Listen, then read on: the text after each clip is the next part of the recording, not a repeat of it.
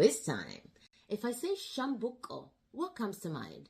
1. A traditional instrument, the flute. 2. A village in the Gashbarka area of Ertra. 3. A type of tree.